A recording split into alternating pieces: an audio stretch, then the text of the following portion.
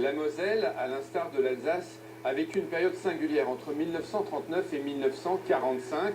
Les traces de l'annexion sont d'ailleurs parfois encore bien visibles. Avant de nous rendre au musée d'Agondange qui relate cette période trouble, nous avons voulu rencontrer Bruno, ici, dans les caves de l'ancien commissariat allemand de Moyeuvre. Aldo G, c'est-à-dire Aldo Grasselli, destiné à Elsa, donc c'était des gens de Josse.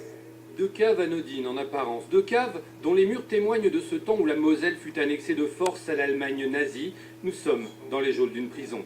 Ces gens qui étaient enfermés ici, hommes ou femmes, qui étaient enfermés, ne connaissaient pas leur sort. Ils étaient privés de liberté, ils ne savaient pas qu'est-ce qu'il allait leur arriver, et ils mettaient au mur leur dernier message. Bruno est le gardien de ce lieu, parfois ouvert au public. Un lieu qui révèle encore bien des surprises, comme il y a un an, lorsqu'un vieux monsieur vint ici à la recherche des traces de son passé.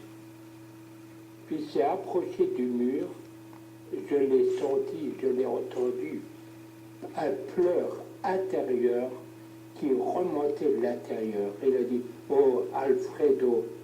Et il s'est approché du mur, il a embrassé le mur. C'était son frère. Moi, ça m'émeut beaucoup parce que certains de ces personnages, je les ai connus. Une histoire comme beaucoup d'autres dans ce département qui fut partie intégrante du Troisième Reich. À Agondange, le musée porté par l'Association pour la conservation de la mémoire de la Moselle en 1939-1945 nous plonge au cœur de la deuxième annexion qui débuta brutalement en juillet 1940. Ici, on va avoir un basculement total, y compris pour l'école, où on va avoir des élèves qui vont quitter une école française pour se retrouver dans un encadrement qui est complètement germanique dès la rentrée suivante. Vous avez la mise en place également de livres de ce type qui concernaient les plus grands. Si je prends les comparaisons d'aujourd'hui, ça correspond au CM, Kinder das Christi von dem Führer, c'est-à-dire que vous avez un livre qui fait complètement la propagande du Führer.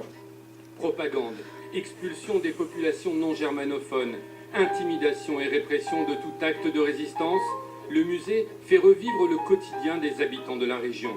Un quotidien que de nombreux chercheurs, étudiants et historiens viennent exhumer aujourd'hui.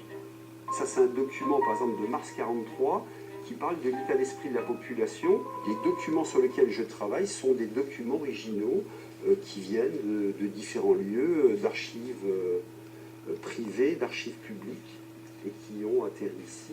Et c'est très bien de pouvoir les utiliser. Pour l'association et ses bénévoles, exposer les faits, les relater, dire cette vérité-là est essentiel. Ici, c'était l'Allemagne. Et c'est aussi pour ça que c'est intéressant. On a une autre histoire que le reste de la France. Et c'est une histoire qui a du mal à rentrer dans l'histoire de France.